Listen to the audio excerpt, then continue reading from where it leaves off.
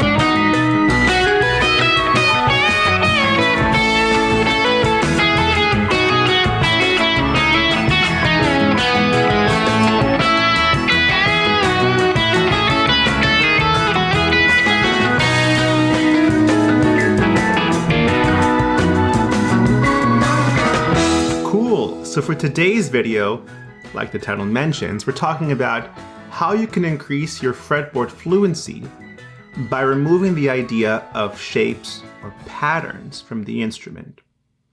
Essentially, if you're used to seeing C major like this,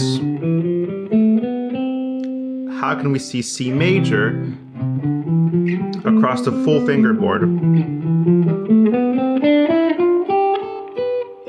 Like that. Or even like in the previous scene, a more difficult sound, B mixolydian.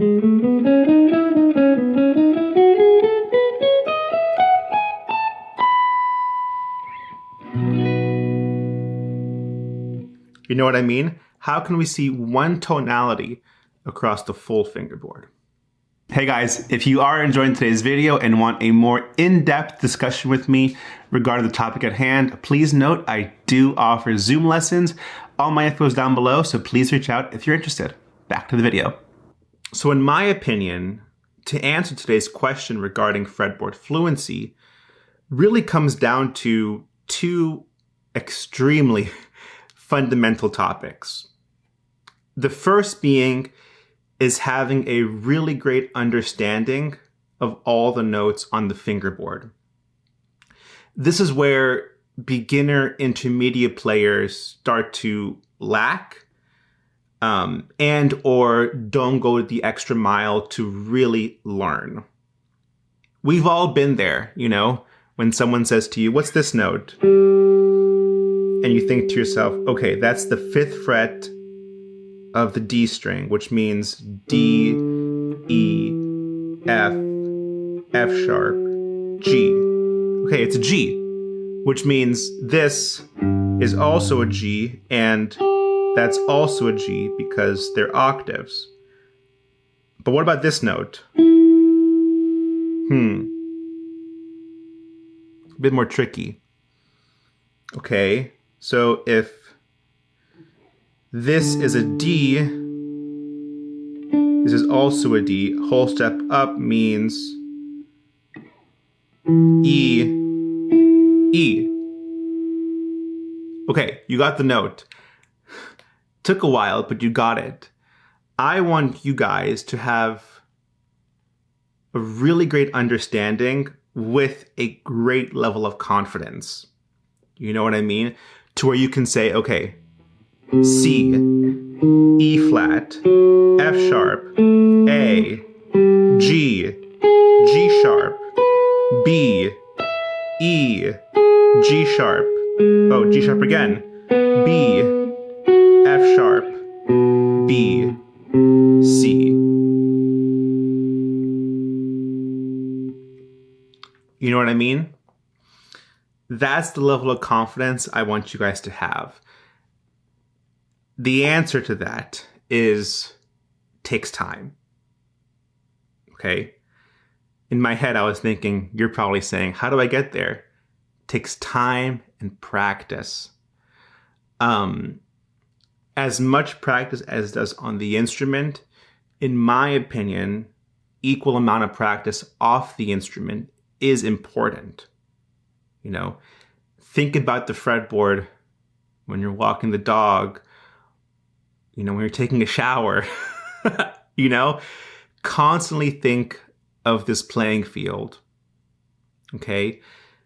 You'll be really surprised by how much thinking off the instrument helps you improve when you get back on it. The next topic, along with identifying the notes, is understanding what scale you're playing. And what I mean by that, what notes are in the scale, what notes are in the key that you're playing. Okay? A lot of us, maybe in the beginning, understand the shapes, which is fantastic because I teach the shapes as well. Cage, the 5 playing fields, you know? These are great ways to expand the fretboard. But what you need to really understand is all the notes in the key, right? Understanding C major here, C, D, E, F, G, A, B, C.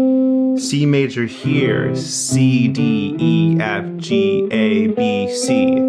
C major here, C, D, E, F, G, A, B, C. If we change keys, G major here, G, A, B, C, D, E, F sharp, G. Okay, if we go here to D major, D, E, F sharp, G, A, B, C sharp, D. Go to A, B, C sharp, D, E, F sharp, G sharp, A. Okay? In the beginning, you're practicing the shapes. But by understanding what notes are in the key, and by lots of practicing, that's where you can get the ability to see C major in any way you want to across the fingerboard.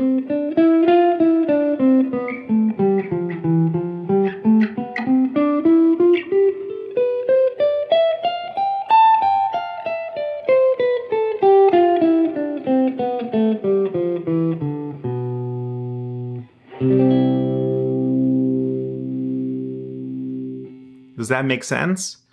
So those two, a really great understanding of the notes on the fingerboard, a great understanding of the notes of the scale that you're playing / the key that you're in, lots of practice, then you can see the whole fingerboard as a C major playing field, or like in the previous scene, the Scarlet Jam, as a B Mixolydian fingerboard. Okay? So let's see how we can apply this topic in very fundamental ways over the Scarlet Begonias jam.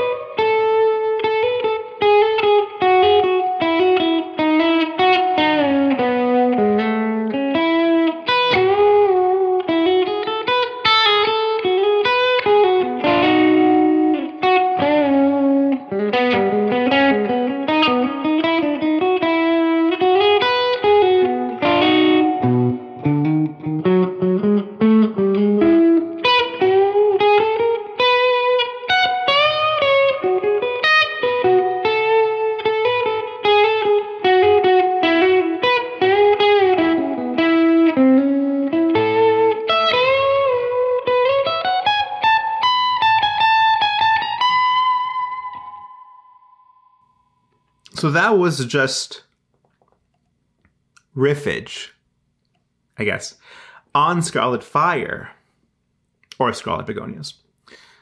How do you get there, right? In my head, okay, I'm thinking we're in B Mixolydian, major scale with flat 7. So I'm thinking I can play there. These are all my playing fields, all from Caged.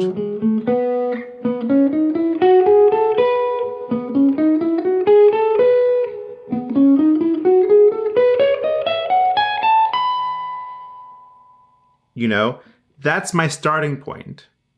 Through practicing, lots of practicing, I know I can do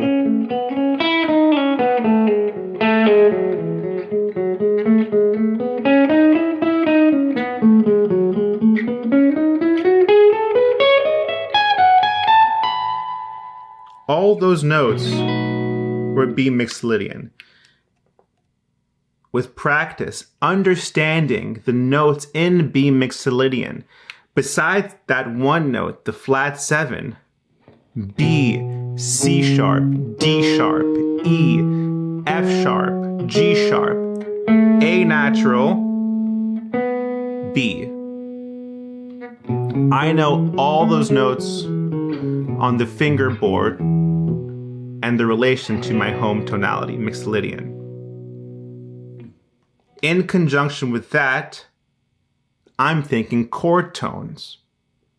Okay, my progression being E, B.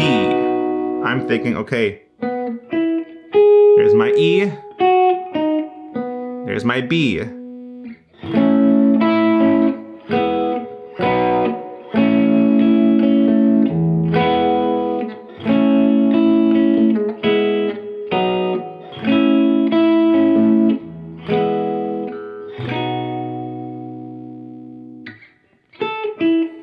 Here's my A, E, B, triads.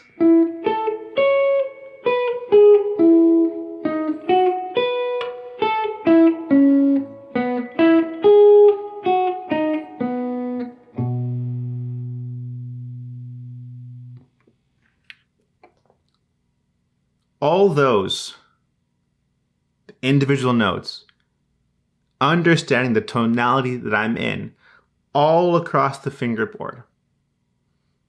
The chords that I'm playing, chord tones, right? In practice, you combine all those together, and that's where you have the freedom to see a Scarlet Jam across the full fingerboard. Well, all right, guys, that is today's video on how you can increase your fretboard fluency. Remember, like everything on the instrument, the only way to get better is by practice, practice, and more practice. So, with all that being said, if you enjoyed today's video, please leave a like, comment, and subscribe, and I'll see you on the next one.